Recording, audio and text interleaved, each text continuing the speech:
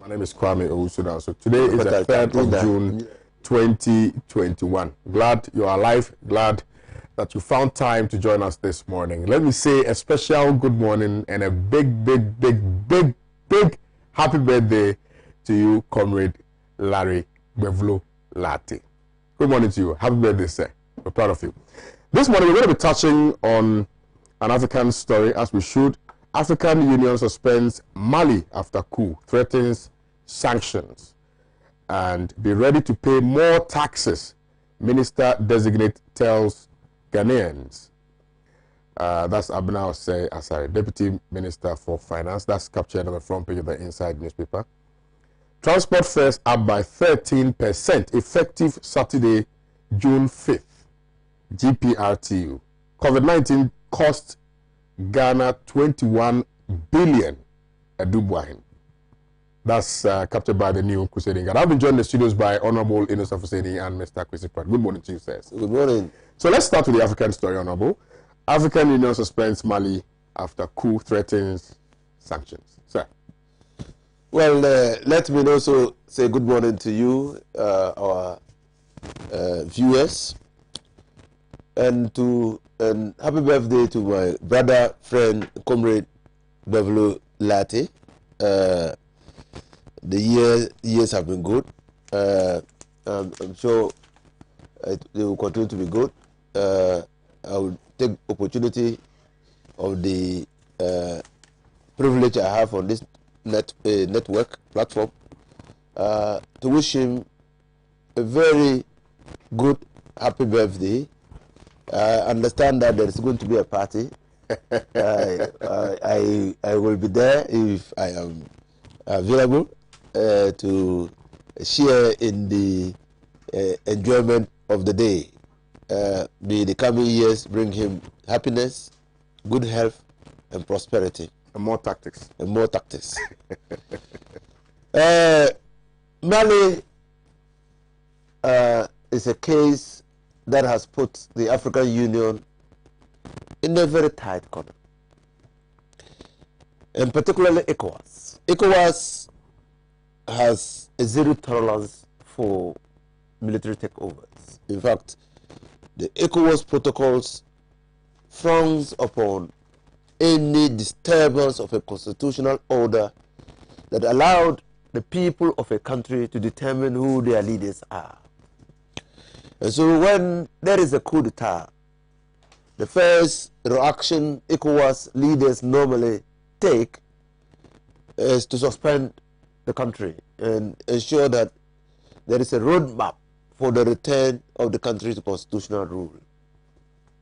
And so when the first military takeover took place, ECOWAS leaders had met with the coup leaders and had agreed on a roadmap, a charter that was intended to return the country to constitutional rule, elections to be held in about 9 months' time. And so it came as a big surprise that the coup leader, Assimi Goïta, who was also the principal actor behind the first major uprising and the overthrow of the constitutionally elected government, to also overthrow the president and prime minister that he had, or the military junta had put in place under the direction and supervision of the ECOWAS community of leaders, ECOWAS heads of states. Now, normally ECOWAS would have imposed sanctions on Mali for the second coup attempt, or coup that had removed the two leaders who were put in place pursuant to negotiations. But ECOWAS, like I said, is in the tight corner. They are quite worried and concerned that any imposition of sanctions at this present time could drive the coup leaders into the hard line, and that might make the transition to constitutional rule in 9 months' time impossible. And that is why the leaders, the heads of states, when they met in Accra on Tuesday, I think, decided to tarry slowly to give the Assimi Goïta the benefit of the doubt that he would adhere to the negotiated agreement between the heads of states and the leadership of Mali to respect the charter that they had signed to return the country to constitutional rule. But that doesn't mean that if Assimi Goïta and his junta refuses to abide by the charter, ECOWAS will not impose sanctions. Sanctions presently is considered as being counterproductive if it is imposed. And so, whereas ECOWAS has a zero tolerance for military takeovers in the ECOWAS region, they have to treat, or they have to treat Mali with kid gloves because of the peculiar circumstances in which they find themselves. Right. Especially that there is a charter that is presently running, which Assimi Goïta has pledged his support and commitment to seeing it through. Assimi Goïta was invited to the Accra meeting as an observer to extract from him assurances that he will not derail the process, the transitional processes that had been put in place. So, for now, all we can say is that we think that it is important that Assimi Goïta and the military leaders respect the charter that they signed, ensure that the country, Mali, returns to constitutional rule. Mali itself is in the throne of Islamic insurgents, and so the longer the dilly-dally on the matter of returning the country to constitutional rule, the more the insurgents would be stronger. And right. So let's watch Mali. Let's see how this military government goes, and see whether or not in future, or as they continue to be in power, they will give effect to the charter that was signed with them in the last couple of months. Right. Thank you very much, Honorable Inus Afuseni. If you just joined us, watching the newspaper review segment on Pan-African television, let me say a special good morning going out to you, Mrs. Celestine Anthony. You didn't watching this morning. Good morning to you, ma'am, and I hope you're doing very well. Let me now come to Mr. Pratt on this subject matter, please. Well, I'm getting increasingly worried about what African leaders do and do not do.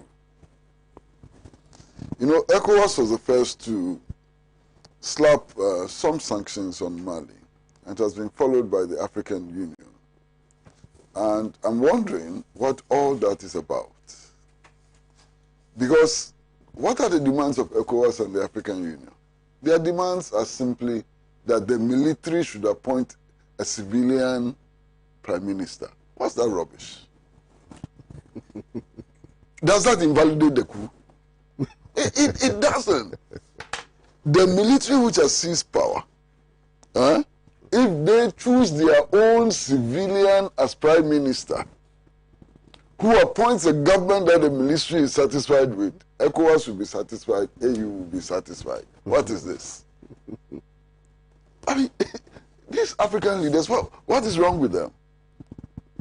If the principle is that anybody who stages a coup would not be recognized, whether they appoint civilians or they appoint angels from heaven and so on, they still should not be recognized. You understand? Now, I am also wondering why African leaders think that coup d'etats are the only aberrations we can have in terms of the effort to build democracies and so on. All these African leaders, or most of them, how many of them won genuine, free, and fair elections? How many of them? Many of them are rigging elections. They are breaching the law. they are behaving in ways which are worse than the military dictators. What moral authority do they have to be commenting about military coups and so on? Some of them are worse than military dictators. Some of them, go and oppose them and see what they would do. You will die in no time. You will vanish.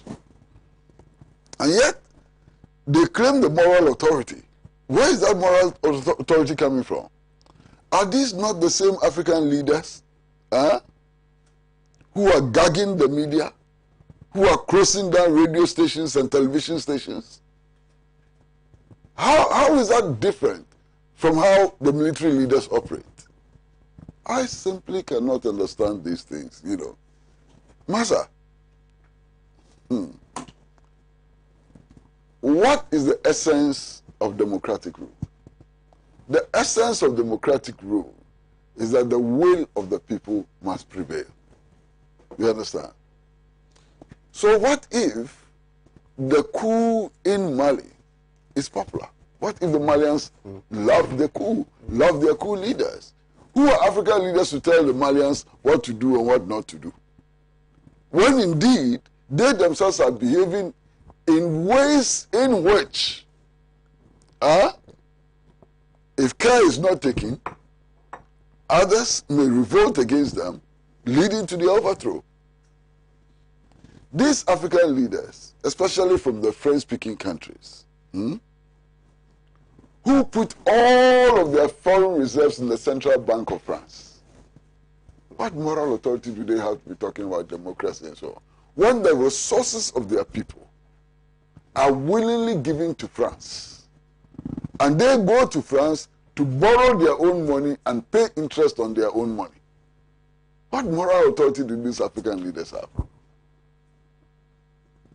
I am not supporting coup d'etats. Far from it. But the conditions which give rise to coup d'etats also need to be removed. And if the conditions which give rise to coup d'etats ought to be removed, we ought to be targeting sitting African leaders who are despots. Sitting African leaders who are trampling on the rights of people's rights to free expression, to free association and so on. They are the causes of the coup d'etats. Imposing sanctions on coup leaders does not resolve the problem. The problem is the African leaders who have abandoned the dreams of the pioneers of the African independence movement. Look at the poverty around our continent.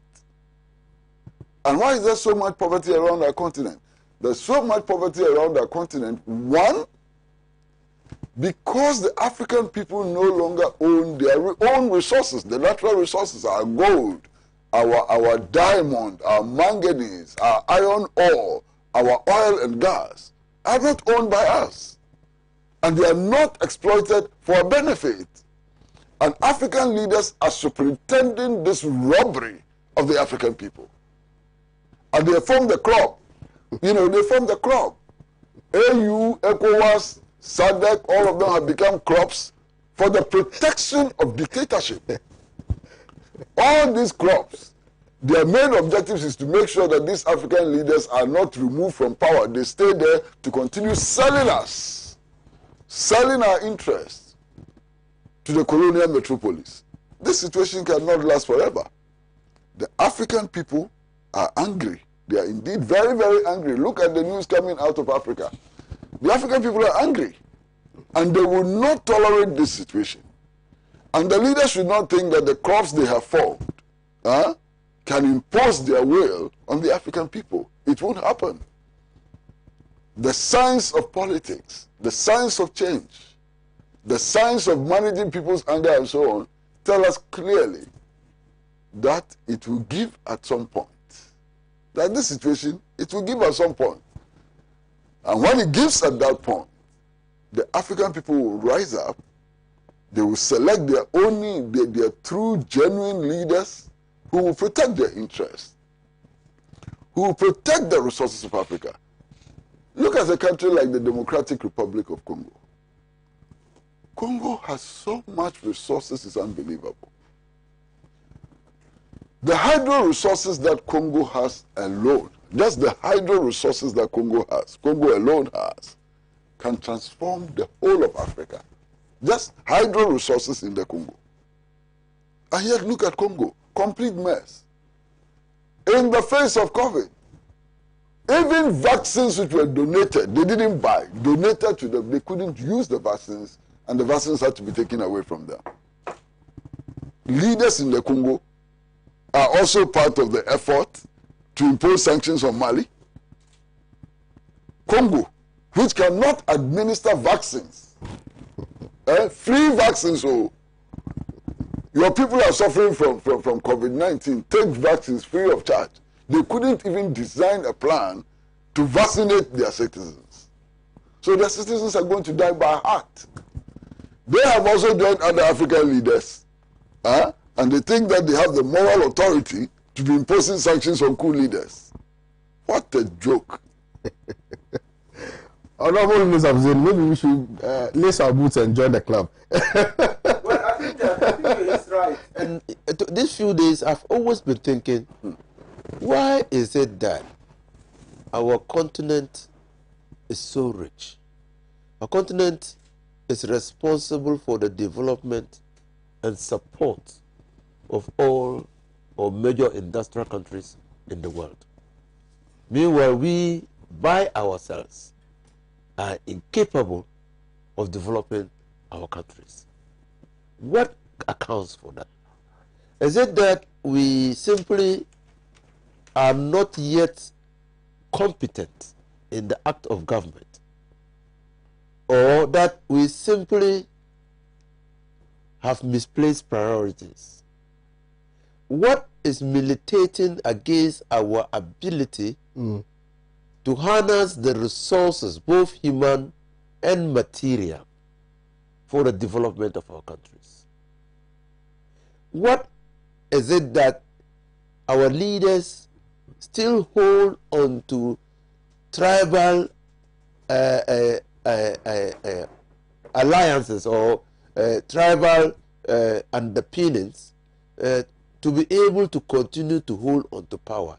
Why is it that we have mastered the act of divide and rule and made it impossible for people who otherwise are competent to emerge as leaders for the purposes of ruling our country? Why was it possible to overthrow Dr. Kwame Nkrumah with the support, active support of Ghanaians, when the records show that Dr. Kwame Nkrumah was probably on the path to developing this country? What is it? Is it a case of our colonial past, that we are incapable of thinking independent of what our colonial masters tell us? Why is it that Western countries are interested in destabilizing Africa? Why? I mean, in countries like Singapore, which was a back case, British simply just left it after the Second World War. Countries like Malaysia and others have all emerged, and we are incapable of emerging. Why? What is it that we, those who had traditional states, thriving traditional states, which produced traditional leaders, which were powerful and could rival European traditional states, have simply withered away?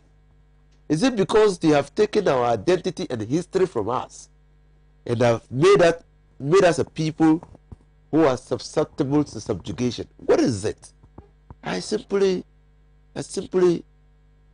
cannot fathom why we have, as a country, as a people, as a continent, found ourselves in this mess. And I agree entirely with my brother Kwesi Pratt. What legitimate right have some African leaders who have subverted constitutional orders in their own countries got to tell the people of Mali how they should order their affairs? Backyard, Togo. Togo has been ruled for more than 50 years by one single family. That the Togo president, having come out of a supposed democratic order, was part of the African leaders who were, or also ECOWAS leaders, who were putting pressure on Assimi Goïta to hand over power. I agree entirely. Impunity and accountability, or lack of accountability, are defining characteristics of military juntas. And that is why we must end impunity. Leaders must account to the people. And so the only mechanism that you have presently that allows for leaders to be held in check and also be accountable to the people is a democratic order. And if for nothing at all, the periodic elections after every term serves as a political accountability for office holders. And that's why I support the ECOWAS initiative. But I agree with him that most African leaders, some have stolen elections. Yeah. And so if you go to talk to Assimi Goïta, and Assimi Goïta has information that you stole elections, what right? Nigeria, our back door.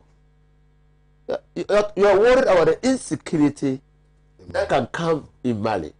But in your backyard, there's tremendous insecurity. And the people of Nigeria have not been able to overcome the Boko Haram and other kidnappings that are taking place. So they have a legitimacy problem. All said and done, we as a people will also have to give an opportunity for democracy to thrive in this country, in our country. Thank you very much, Honorable Innocent Hussein, Mr. Pratt. Now, at the beginning of the second phase of the Akufo-Addo administration, I believe you are all aware that the government sought to introduce some new taxes. It appears that that was only the beginning of many taxes that we're going to be bombarded with. The Deputy Minister Designate for Finance is indicating to the good people of Ghana that we should be ready because we're going to be paying more taxes. Let me, at this juncture, remind the viewers that the WhatsApp number is active, and we're also streaming live on our Facebook page, which is Pan African Television, and we are on YouTube as well. So you can share with us your thoughts on the issues that we have tabled for our conversation. Also coming up, transport fares up by 13%, effective Saturday, June 5, says the GPRTU. COVID-19 cost Ghana 21 billion. Let me go for this quick commercial break. When I come back, we delve deeper into the Ghanaian stories. Stay with us.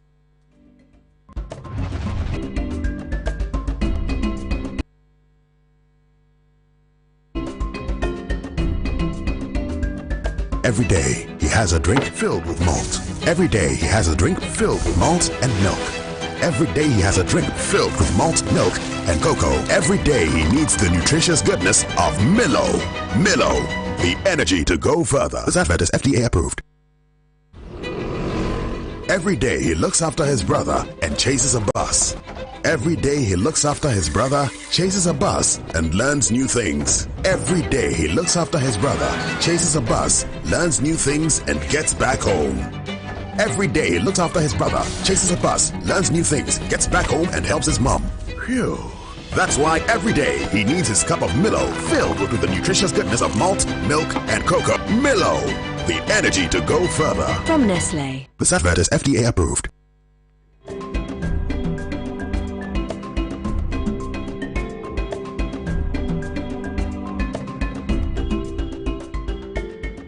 Thank you very kindly for staying with us. We're grateful. The WhatsApp number, like I indicated before the break, is active. You can share with us what your thoughts are via that platform, and we will read it out here for you on the show. We're also streaming live on our Facebook page, facebook.com/Pan African Television.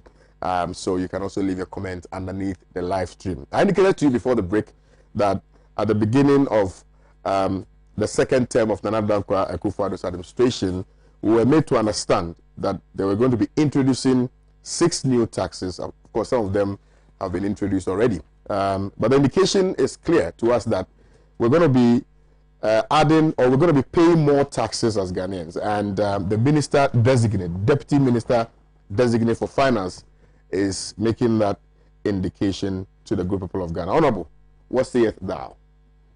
Well, you see, you don't know whether to condemn the imposition of taxes as captured in the 2021 budget, or whether to say that, well, because of the difficulties in which we find ourselves, we probably will have to look inward to raise the monies for the purposes of developing our country. The Nana Akufo-Addo's government has put us in a difficult situation. And now we are between the devil and the deep blue sea, or the rock and the hard place. We had said that grandiose and ambitious projects will have to be funded through a combination of borrowing and taxes. We have said that those grandiose projects could only be beneficial to the people of this country if they were implemented effectively and efficiently. If the policy and the underpinnings of those grandiose projects were implemented effectively and efficiently. And then efficiency clearly is an indication of the prudence in the utilization of public resources. Nana Akufo-Addo came into office promising the people of Ghana that he was going to jealously guard the public purse. His actions do not support that. And the recent one is the renting of the luxury jet for the purposes of going to France to borrow 170 million euro to establish a development bank. When Kufuor's government had bought the Falcon, I'm picking information that at the time that Nana Akufo-Addo, our president, was flying to France and other countries for money for the development of this country, the Falcon was in Abuja. That's the information I'm picking. And whether the Falcon was in Abuja on repairs or on another mission, and who was the person who flew the Falcon to Abuja, we are yet to know. So in times of difficulties, leaders are expected to show leadership by example. While you are asking the people of Ghana to tighten their belts, to dig deep into their pockets, to help finance some of the policy initiatives of this government, the people expect that you will show leadership by also judiciously using the public resources, the scarce public resources, for their benefit, and in ways that they can see those benefits. You see, the principles of government clearly demand honesty, transparency, accountability from our leaders. We are not seeing that.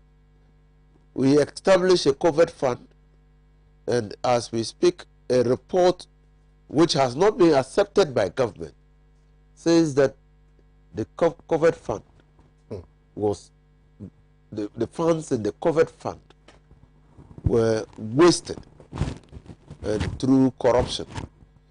Government says the report doesn't reflect the true state of affairs. We know that government spent about 21 billion Ghana cedis or more to collapse 9 banks in this country.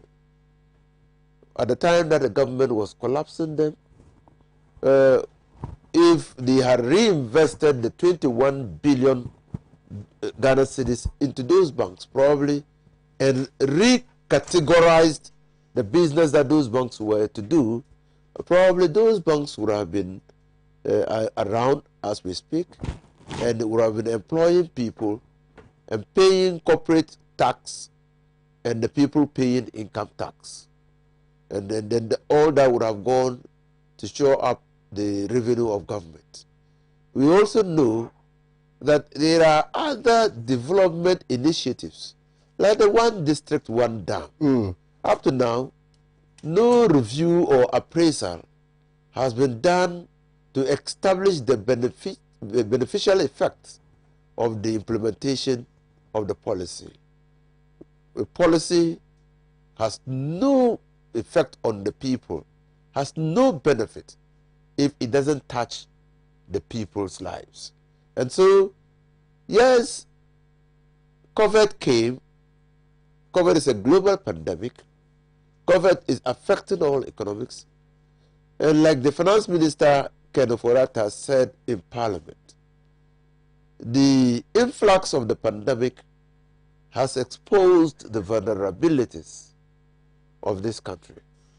In fact, as I speak to you, Ghana is in a deep shit. We have eaten the meat to the bone. We've swept the stabilization fund. We've borrowed heavily from the International Monetary Fund.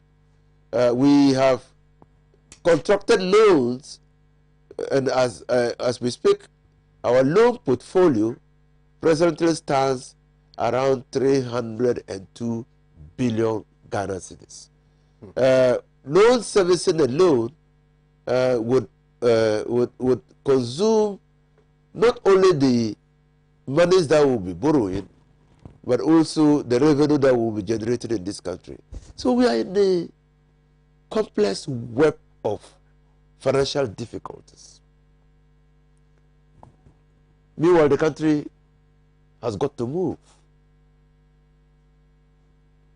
So yes, government will look at opportunities of raising revenue. And one opportunity would be imposing taxes, seeing which ways that revenue that is needed for the development of this country can be raised locally. The problem of taxes, raising taxes, has got to do with accountability. Right.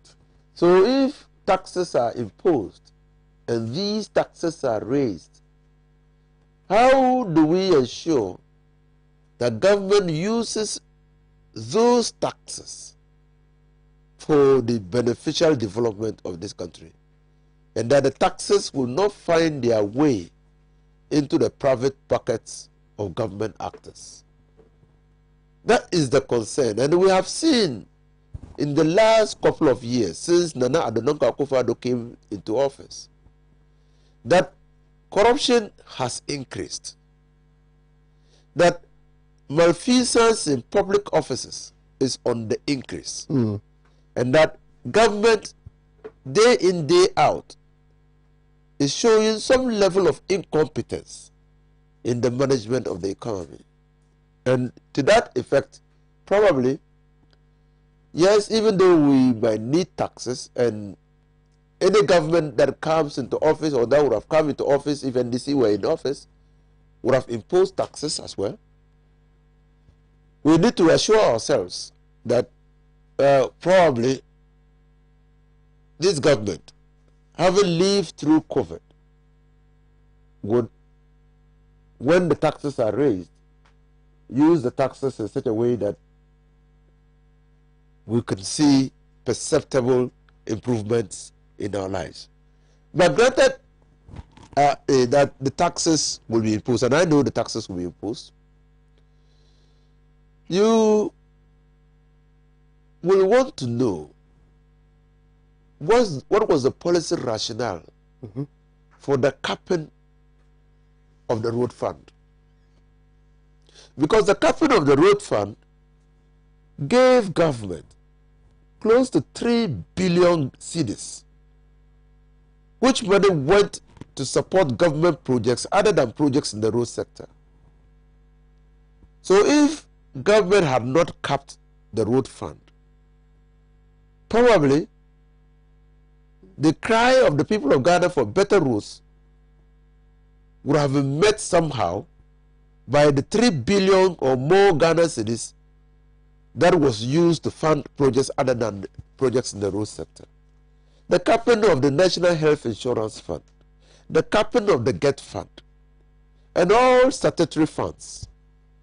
I remember when the motion was introduced in Parliament for the capping of these funds through legislation, we opposed them because that was in 2017, and that was coming immediately after the NDC had left office. We drew attention to the fact that government commitment or the commitment of those statutory funds were such that if the funds were capped, it will have a devastating consequences on the utilization of funds in the funds as in the statutory funds.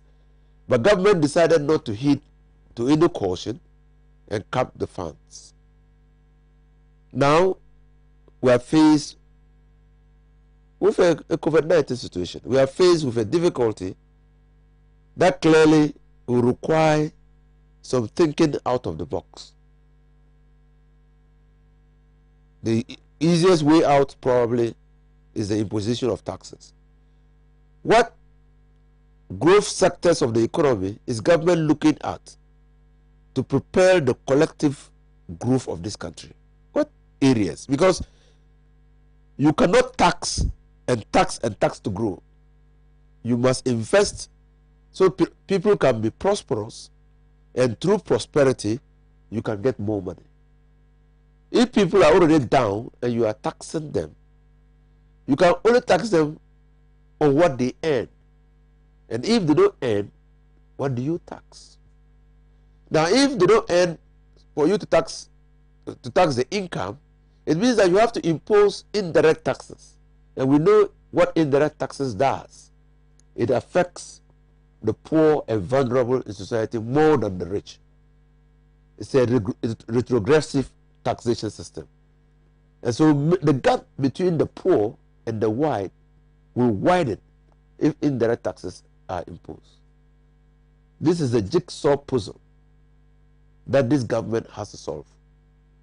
But to be honest with you, the finances of this country are in great shape. As we speak, the free senior high school policy is facing serious challenges. Government cannot fund. When government brought in the policy, we had said that you needed a funding mechanism, a dedicated funding mechanism, so that we know that if we are going to introduce a 2% levy on VAT, that money will be ring-fenced for the free senior high school policy. Now the Dr. Akufo-Addo said no, and that he was going to use our oil revenue to fund free senior high school. We reminded him that that choice will have consequences. Today, we are faced with those consequences. We are faced with those consequences. And so... But our successive government is not guilty of the imposition of burdensome taxes, including your party. Well, we had imposed taxes. Yes, it's true. But we had imposed taxes which was described then as nuisance taxes. But on hindsight, the people now see that they were not nuisance taxes. Now, there was a legacy debt at all. The oil sector, the downstream and upstream, were under heavy debt. Now, the road fund was not receiving inflows. In fact, the highest inflow that the road fund received a month was about 40 million Ghana cedis. Now, so we brought in a tax. We called it ESLA. Now, this ESLA was to redeem or deal with the legacy debt in the energy sector and also improve upon inflows into the road fund. And we achieved that. We introduced the airport tax. It had a sunset provision. It was not to be ad infinitum. It was to end at a point. This government came and continued it for a period. And they are now adding their own taxes. As a social democratic party, we believe seriously that you have to look inward to be able to generate resources to be able to develop your country. That accounts for the reason why when John Dramani Mahama was leaving office, the total debt of Ghana stood way below 120 billion Ghana cedis. And so clearly, this was because we were mindful of the effect of the consequences of borrowing on monies available to us for development. So we are different. We are not neoliberals. We are not conservatives. We know exactly that if we don't move this economy in the right direction, and that was why the economy was growing. We invested in growth poles, that Atuabu gas, which was funded by a loan agreement, was intended to create resources, and wean itself off the government budget. So clearly, the policy initiatives under Mahama were saying that they were to propel this country towards an eventual development of the country. And so we are not, and we simply were not implementing policies that the APP is presently implementing. Very well, very well. Well, thank you, Honorable Yusuf Said. Again, let me remind the viewers that you're still watching the newspaper review segment on Pan-African Television. The WhatsApp number is active. You can share with us what your thoughts are. I'm happy to learn that my mothers are watching this morning. I'm very, very happy to learn that Madam Mary Patricia Akwa, you are watching this morning. Mrs. Celestine Anthony, you're watching this morning. Again, happy birthday to Commandant Larry Bevlo Lati. Mr. Pratt, please. Well, I mean, the matter before us is a very simple one. If last year the new Patriotic Party and its presidential candidate, Nana Addo Dankwa Akufo-Addo, had come to the people of Ghana and said, look, vote for us. If you vote for us, we will increase petroleum prices by 20%. Transport fares will go up by 13%. The VAT rate will be increased. You will pay more for the use of your telephones and data and so on. Would that government have had the mandate of the people? Clearly not. Clearly not. This deputy minister designate is telling us to expect more taxes. More taxes because they want to increase GDP. More taxes because they want to seal the deficit and so on. They should have told us this last year. Because last year, they were still telling us that taxation is the lazy man's option. Last year, they were giving us the impression that petroleum prices would not go up and so on. Now, we voted for them, and look at what they are telling us. This is how simple this discussion ought to be. Very simple. Now, taxation is no longer the lazy man's option. Taxation is what will lead to closing the deficit. Now, taxation is no longer the lazy man's option. Taxation is what is going to lead to a situation where GDP will rise to 20%.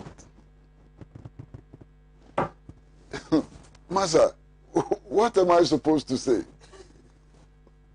Somebody should tell me what I should say in the light of these realities. What am I supposed to say? If this is not a betrayal of the Ghanaian electorate then what can be?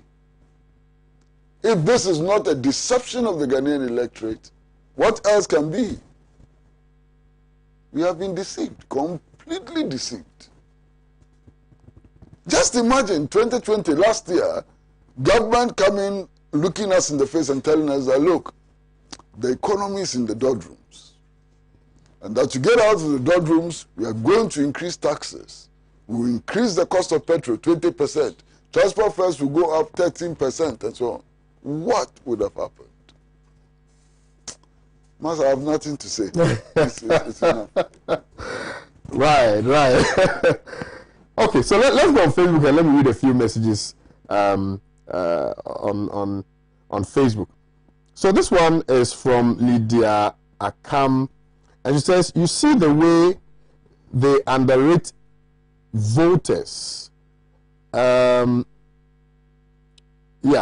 gave them the jobs they are enjoying now? It's high time we wake up from our slumber and stop voting for leaders who take the voters for granted.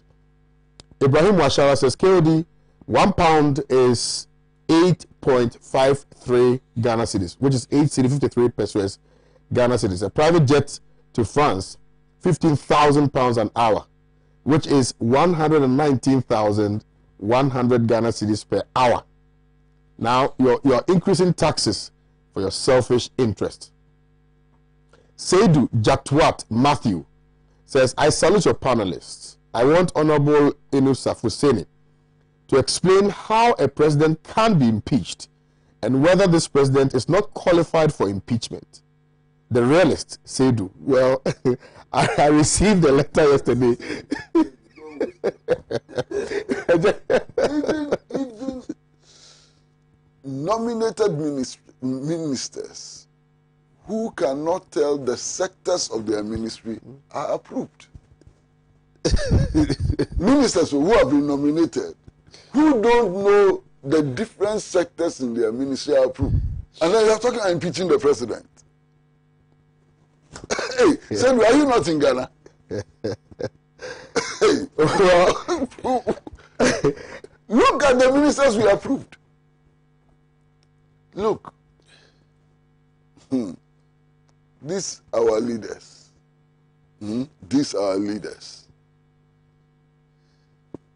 They are not interested in any impeachment process. From January to today, I haven't seen any indication from Parliament. Haven't seen any indication from Parliament, whether from the NDC side or the MPP side, that they are interested in protecting our collective interest. I haven't seen any such indication. If I'm wrong, tell me. Right. Okay. Jaga P. Rufai says, good morning, Mr. Danso. It's Ahmed Rufai from Hanover, Germany. Please, I'm still waiting for how to get the book, Fight Back. Yes. Send me a message on Facebook after the show. In fact, I gave your number to my colleague to reach out to. I'm sure he may have escaped him. I will sort it out after the show. I think it's very simple. You should just send his address. Yeah, and then the book can be mailed to him. Yes. It's not a problem. Yeah. I mean, yes. Why are we behaving as if we are still living in the Stone Age? When you can just mail this book and within 3 days it will get to him. So I'll take your details after the show and then we'll sort it out. Nene Enoch Akuno Azu. The death penalty must be reintroduced in Ghana, purposely for corrupt government officials. That will bring Ghana back from the abyss we find ourselves in. And he adds, Amen. Jesse Bahene Abeka. There's a problem with that. Yeah. Are we sure that our judiciary is ready to take on the executive when the executive goes wrong? Are we sure? And if the judiciary is not ready to take on the executive when the executive goes wrong, Master, you can come with any sentence, death sentence, life sentence, whatever sentence. We still stay inside. We still stay inside. The president who implemented pro-poor policies such as free SHS and abolished up to 17 taxes will be the last person to put Ghanaians into extreme hardship. He has demonstrated beyond reasonable doubt that he's very committed to addressing the concerns of Ghanaians. Let's have faith in him. Jesse Bahene Abeka sent this one. Where is this man coming from? I mean, let me show this man some newspaper headlines today. 20 headlines. The government is telling us that we should expect more taxes. Yes. It's all over the place. Yes. And then he says that we need to pay more taxes. He says that the government will not impose taxes. This is the deputy minister designate. Yeah. This is what she's saying, that be ready for more taxes, Ghanaians. Why? Yesterday, it was announced that transport fares are going up by 13%. Yeah. In fact, some of the drivers are saying that 13% is inadequate. They want 20%. Over the last couple of months, we have increased petroleum prices by 20%. We have introduced 6 new taxes. Listen, the VAT rate is going up. How can you send such a text message? Mwazu Amadou, why not cut costs by using one V8 and stop the unnecessary travels and the jamboree at the Jubilee House instead of taking the poor citizen? What? The rest I can't read. Glenn Owusu-Ajayi, and how many new taxes have we introduced now? You're asking. Benedict Dabo Mensa, we beg the president to increase the salary of government workers. Always be a tax with no corresponding increments in salaries. Lillian Akosua Bediakwa, at long last, MPP and Charles Edubuahene, Deputy Finance Minister, have done what Ken Ofori-Atta and his cousin, the president, couldn't do. He said his party, MPP, has been the most borrowed government since, and nothing to show for it. Thank you. Hudiaya, thank you, Mr. Pratt. Last year, they gave us free water, free light, free money to some people and told market women that if Mahama won the elections, they, the market women, would pay back the money. Now we have to pay for the freebies and pay higher and more taxes. But mind you, more taxes do not necessarily increase GDP. Good morning, KOD. Good morning. Down Blue says there's no single day under this government where an average Ghanaian would have good news. The economic mismanagement has brought hardships onto the citizenry. Prices of goods and services have reached all-time high. As if that wasn't enough, lorry fares have been increased by 13%. That means the average hardship on Ghanaian have increased by 13%. Oh, Ghana, Yaya Mobododo. Regards to Dr. Ananama Brown Kluche. Rain GA says, since the overthrow of Nkrumah, our leaders have all betrayed us. It's a waste of time to vote. Amisa Kojo Bruce, MPP is a wasteful government. Free SHS has a name but not working, from Kojo Amisa. You need some of the books. Okay.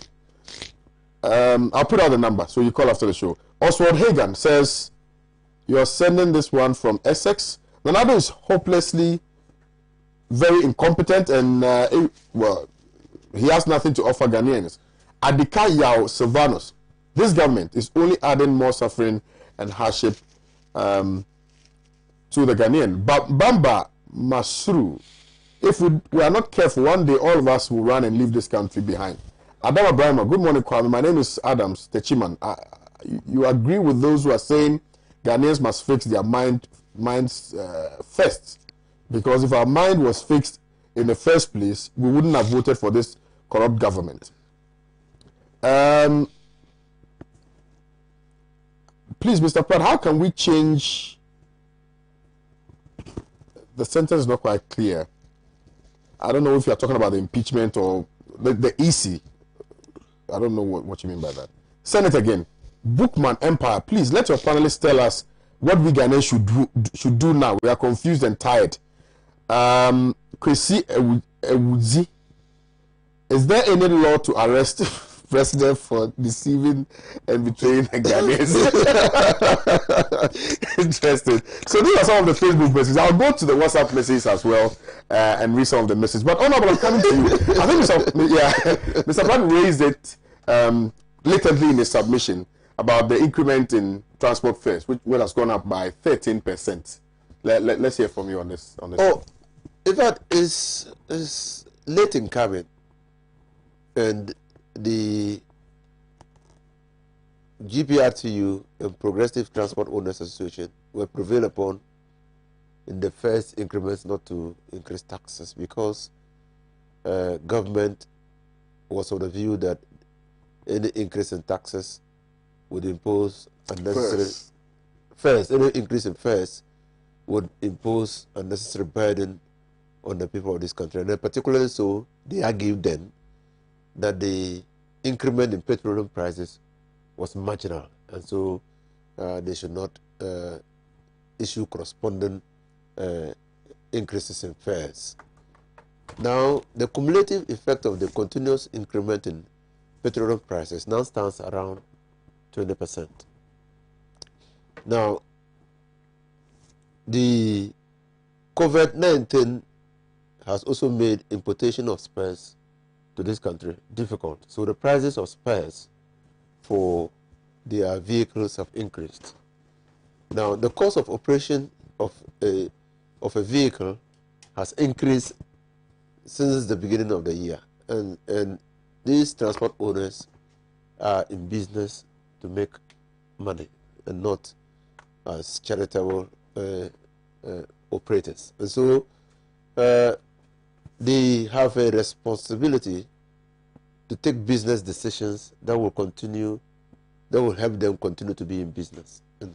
And one such business decision is to look at the cumulative effect of all the changes in policy and its effect on their business, and adjust fares, saying that they can continue to break even. And through negotiations and discussions, they have come to the conclusion that a 13% increment in fares will continue to keep them in business. It is not that we are happy that they are imposing or increasing fares by 13%. It's just a culmination of the difficulties and the economic environment in which they find themselves, the difficulties they are confronted with, and the economic environment in which they find themselves. Because you can't hope to buy fuel at 6 pesos per liter, not so, and then when 6 cedis per liter, is it 6 cedis per liter? No, pesos. Is this 6 pesos per liter? No. Hey, honorable. Where are you coming from this morning? Are you coming from Afghanistan? Okay, so 6 pesos per liter. Cedis. So 6 cedis per Ghana liter. cedis, yes. Ghana cedis. You can buy king fish. Per liter. Yes. And 4.5 liters gives you 1 gallon. So you are spending 20 something in a gallon, and that when you convert it, that's huge amount. When you convert it to when Kofo said that the prices of fuel were so high, and that was just 6 cedis then. 6 cedis then is now how much? 0.06 pesos. Now, so so you see, even me who buys fuel has lost track of how the fuel prices are increasing, and I'm not even able to put a value on the fuel that I purchase, because you see, these days, if I have nothing doing in town, I'll stay at home. One day I went to buy my mobile card, mobile recharge card, and the vendor told me, "Honorable, you people have to do something. No? You have to do something. What kind of country is this that when you even buy fuel in your car, you fear to drive the car?"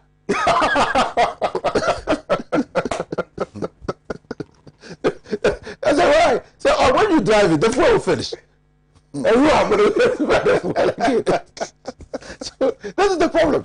That is the problem we are confronted with. So if you have nowhere going, you don't go anywhere. You just stay at home. But the total drivers will have to operate. The taxi drivers will have, the commercial drivers will have to operate. Now, because they move the people and they move the goods, they move the services. Now, you see, I had difficulty fixing the rate per liter. But this is because I have a car. That is why we are saying that these indirect taxes affect the poor and the vulnerable. They are already down. You are increasing by 13%. Those who use the trottles, those who use the taxes, are the poor and the vulnerable. And they will be hard hit by it, in addition to all the other taxes that have been imposed. When you look at the cumulative effect of the policies of government to increase taxes, you are going to find that the burden is heaviest on the poor and the marginalized and the vulnerable. And so, in other countries, what governments do when they increase taxes is that they introduce other social policies which will, or complementary public services, which will create an alternative for people who are in the poor and vulnerable class to patronize those services. Here we are not that lucky. We don't have the trains that will carry people, a lot of people, and provide and make economic sense for profit to be generated. We don't have the mass occupancy vehicles that will carry the people and make sure that they move them in time to places that they need to go. We are left with a situation where we have to use the private transport, and the taxis will take 4 people, or the trotro will take about 15 to 20 people. And so our roads are congested and bad. Those vehicles that go to long places have to increase their fares because of petrol, but largely because when they drive on the bad roads, they have to service their vehicles. A bull joint might get broken, or an absorber might get dislocated, and so they have to fix them, and that goes to cost. And so, for me, really, with this government, every day, and the government is in comatose, because we're in. This is the 3rd. Today is the 3rd of June. The government has not yet even set up statutory boards. Deputy ministers are still being vetted. District chief executives have not been appointed. And this is a government, half year down the line after elections, has not yet been able to come into full operation. And so, every day I sit down, I ask myself, was it good that the Electoral Commission aided the MPP to win the election? Now, I came to the conclusion that probably it was John Mahama to Kanakuma Etunayem. Because all these problems that are emerging, if John Mahama had been declared president, he would have been fixed with those problems. You have been held responsible for the doomsday that we are not seeing. You have been held responsible for the collapse of the free senior high school system. You have been held responsible for the bad roads because they were fixing them. You have been held responsible for the poor health infrastructure that we have. You have been held responsible for our inability to vaccinate our people against COVID and relying on donor support and the COVAX program for vaccines to be able to vaccinate our people. They would have said that they had the best of men and ideas to be able to move this country, and we handed over the country to a person who cannot. Now, they are the 4 years. The first 4 years, they rode on the back of things that the NDC government left. The growth that was being that was being experienced under the NDC, the infrastructure that was put in place by the NDC, in fact, the monies that were left in the kitty for the government when they came into office. Today they have consumed everything and they have now to generate their own. And so let them bite the bullet. Right, right. Thank you very much, Honorable Inusa Fuseni. Mr. Pratt. Well, the official announcement is that the transport fares are going to go up by 13%, but that is not settled yet because there are serious agitations for moving the fares to 20%. I don't know how the problem is going to be solved. So we need to wait and see. Maybe by Monday, we would know the real increment in the fares. As of now, officially, we are told that it's going to be 13%.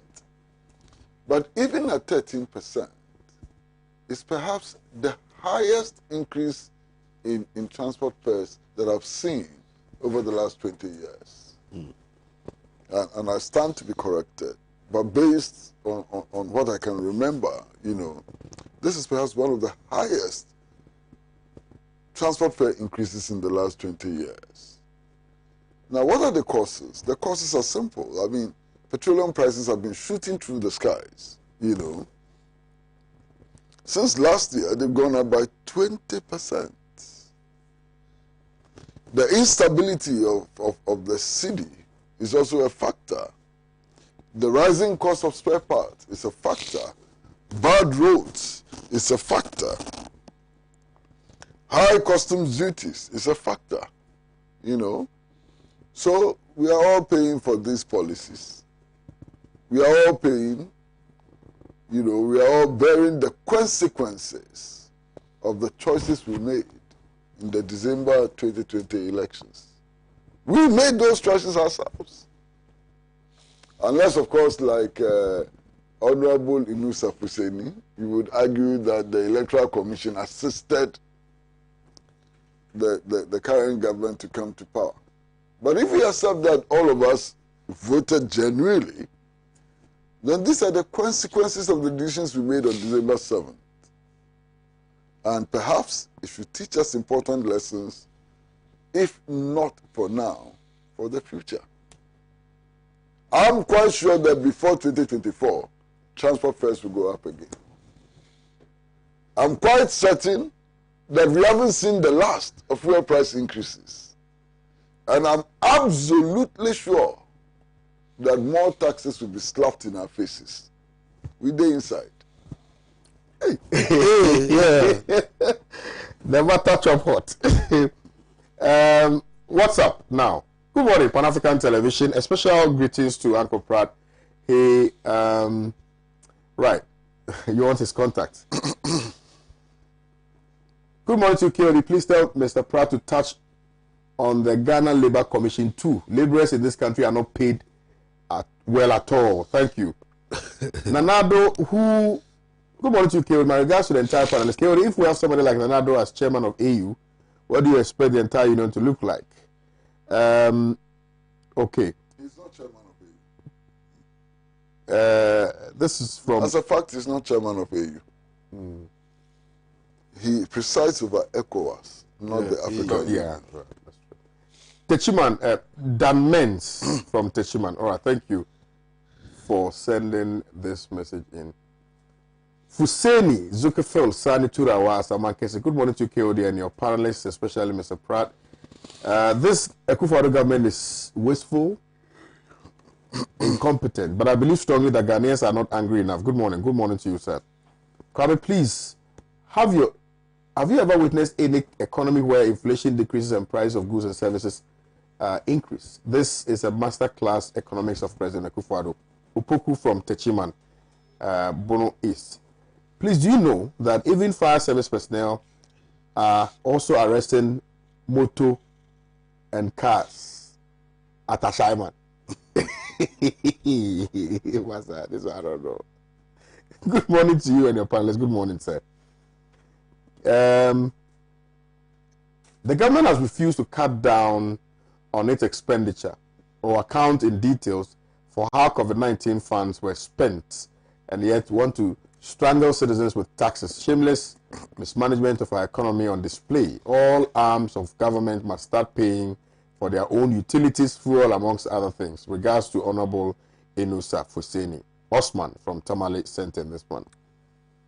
Oh, MPP and Akufo-Addo, do you want to kill Ghanaians for paying new taxes? What more taxes do you want? What have you done with the ones that we pay? Derry from Wa sent in this one. The drama is interesting. Ghanaians, things are very tough these days. We are suffering. Government, we are doing very well. In fact, we have done better than any government in the Fourth Republic. What a Ghana from Action inside Parambo #1. The government is of the view that SHS will lead to more people going to school. This view is defeated because more pupils are not going to SHS. The government is aware of this, and that is why they are not coming out with any statistics to prove they are on the right path. Things are not just going on well in this country, and if nothing is done about it, it will be worse. This government doesn't have sympathy for the people. DKB from Wa sent in this message. KOD Ghana will never be Ghana. We want the Ghana we want. With all these hardship, if care is not taken,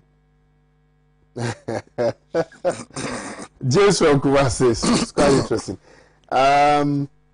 Whenever I hear Mr. Pratt's voice, my day shines differently. Wisdom Nkwa, Kweku Ando from Kumasi sent in this one. This one also says, Mahama should be very grateful he wasn't declared winner of the last elections. Ghanaians should be aware things will be more difficult, but increments in salaries in 2024 from September, because many Ghanaians would forget when they see money added to their salaries. You pay. Good morning to you, the Ghana is already doomed in all the sectors of our economy under this autocratic government full of selfish interest-minded MPs and ministers. Hard Pfizer from Kaswa sent in this one. Good morning to you, KOD. I want to draw the attention of Pan-African TV to something that's happening in our senior high school, especially with the final year students. Information has come out that all the final year students have had their names wrongly spelt. This has called for WAEC to reject their registration until their names have been corrected. In view of this, parents are being asked to pay 100 Ghana cedis before their awards names are corrected and resubmitted to WAEC. I would be grateful if you take up this matter for us. Michael sent in this one. My brother, do you know something? Ghana, our motherland, need That's a old kind military. You think it's easy. Okay. Good morning to you. Please tell Honorable Inusa Fuseni to advise Honorable Mutala to fix the street lights.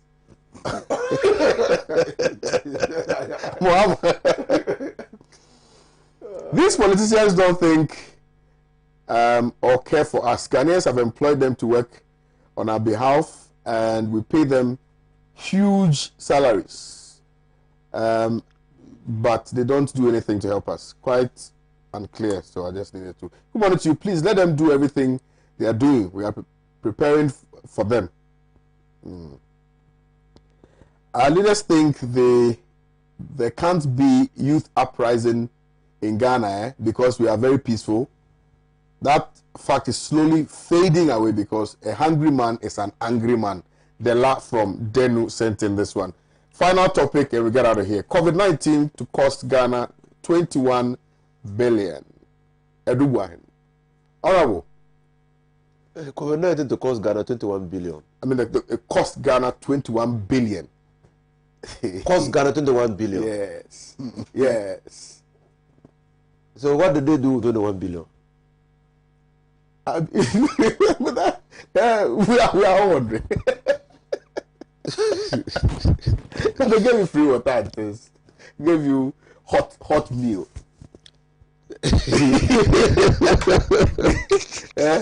Distributed rice and that reminds me of the European Union when Lukashenko was using the comment to suppress his people. They said, no. Leaders should be careful not to let in for the purposes of subjugating their people and engaging in corrupt activities.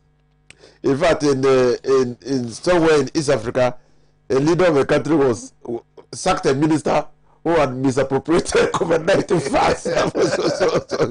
That is why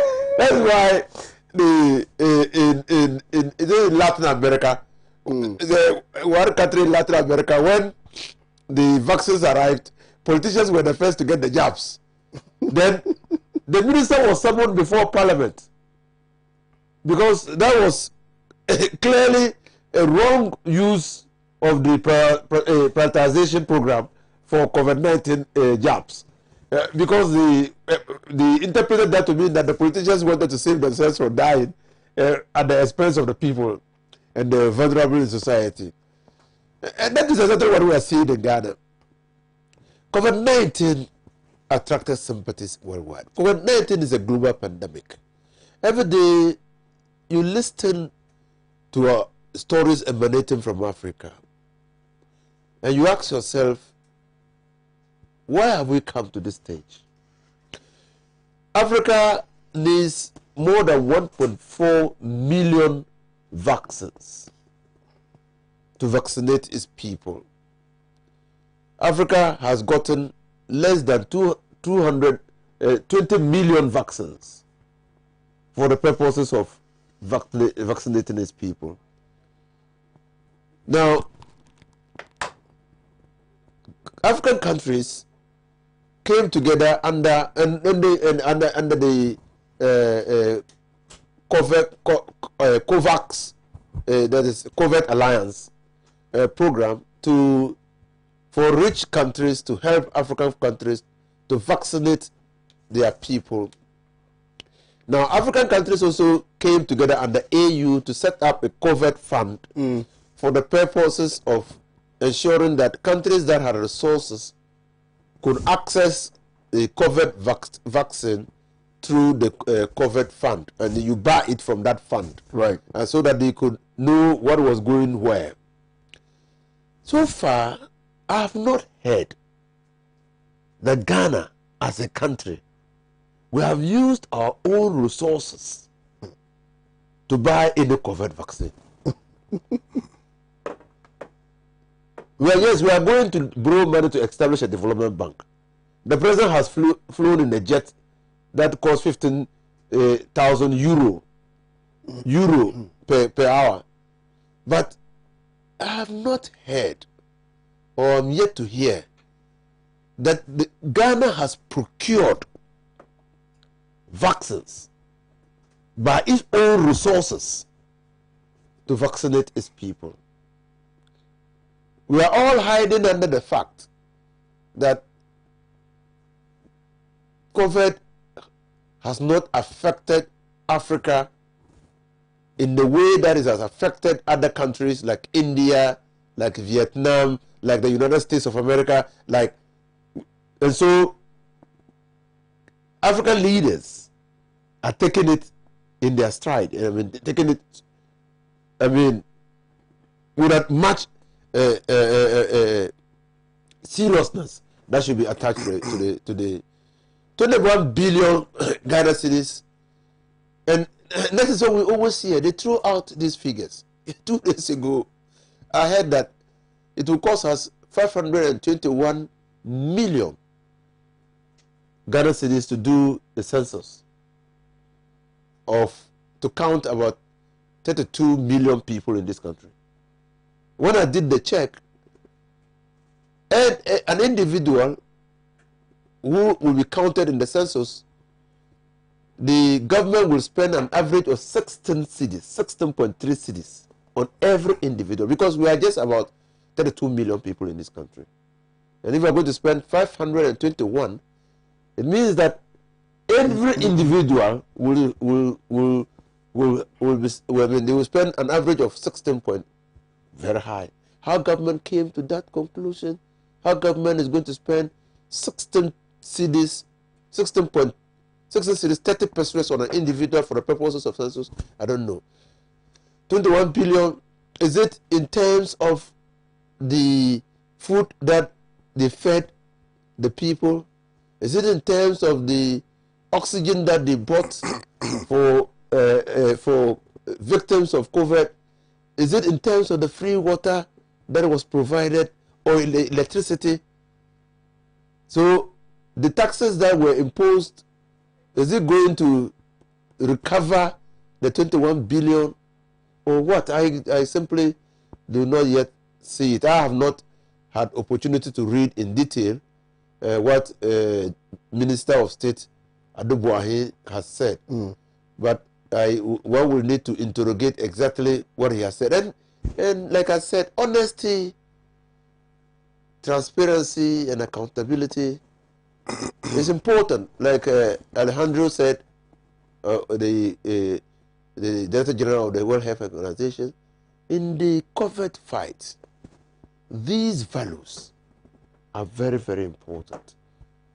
People in the country must hold their governments to the highest standard of accountability, transparency, and honesty in dealing with this pandemic. You do not use the pandemic as a pretext to steal from the people. Right. You know, it will be immoral, it will be illegal, it will be unwarranted.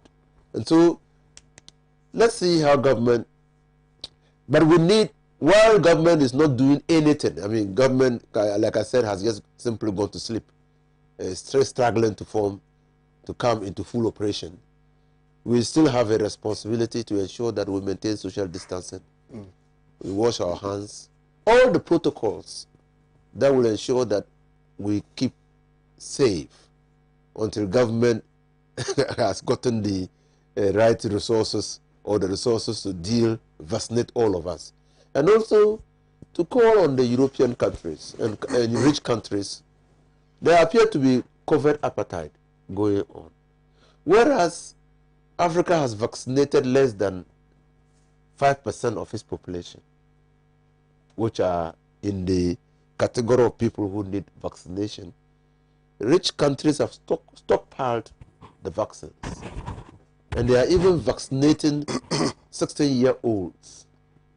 America is thinking of even vaccinating children. Whereas Africa, and we know that this pandemic, the first time we heard of this pandemic, both myself and my brother Kosiprat said that pandemics have a character of mutation. And that the earlier we started treating it and dealing with it seriously, the better, because the vaccine will mutate. Today, they are even naming them alpha, beta, and they're coming different variations of the pandemic, the same pandemic. Some are even more lethal and spread faster than even the original bacteria. So it stands to reason that this is a global pandemic, and it is only a global attempt or action that can eradicate it. Because we travel. Pandemics don't require a license or a passport to travel. Anywhere we go with them. COVID-19. And so, for me, yes, government must be more open, more transparent, more accountable, more honest with the people of Ghana.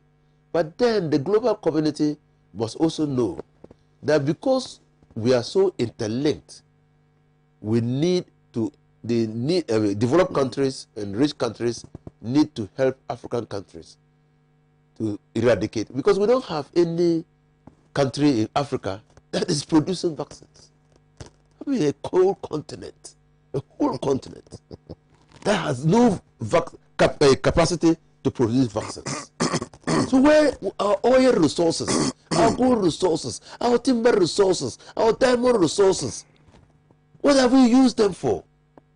Interesting. What have we used them for? Right. Honorable, thank you very much. So for those of you asking about the book Fight Back, call 0240-748782. 0240-748782. If you want to be a distributor, call that number, but we'll take our money first before we give you the books. That's just by the way. But call 0240-748782. Mr. Pratt, please. No, the last time I checked, which was yesterday, it appears that there are only 500 copies of Fight Back left in the whole country. Okay. You know, so I would appeal to the publishers, the Socialist Forum of Ghana, to print more. You know, because if they don't print more, we certainly would not be able to meet the demand. And it seems to me that there's a very huge demand for the book. People want to be informed. You know, people want to understand the basis of the anti-Nkrumah hysteria in government and so on. So it's up to the publishers to print more, because with only 500 copies left in stock, I suspect that by next week will be really, it will be difficult to obtain copies. So, and it can be done over the weekend, you know, and so on. So please do something about Fight Back. Look, I'm sitting here this morning and I'm pitying COVID-19. I mean, COVID-19 deserves our pity. It is being blamed for everything. Budget deficit, COVID-19 is responsible. Increase in transport fares, COVID-19. What is COVID-19 not being blamed for? More taxes, COVID-19. Jesus Christ of Nazareth, COVID-19 must be really suffering. My brother, what is this? What has government done? Not one vial of the vaccines was paid for. We obtained them through Lala Sulala, free. The first PPEs that we got, free of charge. We gave free water. We are charging to recover what we spent.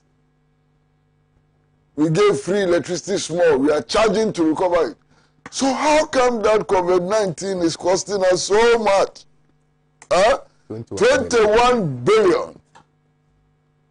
What did we use the 21 billion for? You know, we can all do addition and subtraction. We can all calculate. They should stop telling us these Kwekwanansi stories. Let's move on. Let's move on, and I'm done.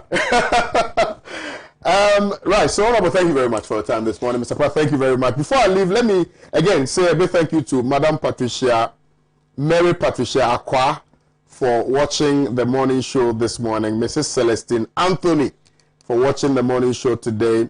And again, big happy birthday to Commandant Larry Bevlo-Lati. We are storming your office this afternoon.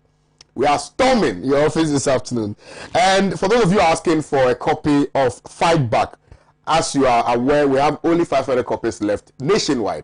And so you might as well just place your orders now, so you can get, you know, a copy of what is left now, for now, until we publish more. 024-074-8782. 024-074-8782. Call him. If you want to be a distributor in Tamale, wherever it is, even if you want to take it abroad, we are ready for you. So call the number and let's spread the word and let everybody read about Osagyefo Kwame Nkrumah and what he stood for and the resistance that he faced. And beyond that, you know, what he was able to also achieve and all of that. So please call. In case you read Fight Back, you should be able to understand the thinking of Dr. Kwame Nkrumah and what he was doing in his capacity as leader, first president of this country, to develop the country. Absolutely. Thank you very kindly. I'll see you guys tomorrow. Have a nice day. Bye-bye.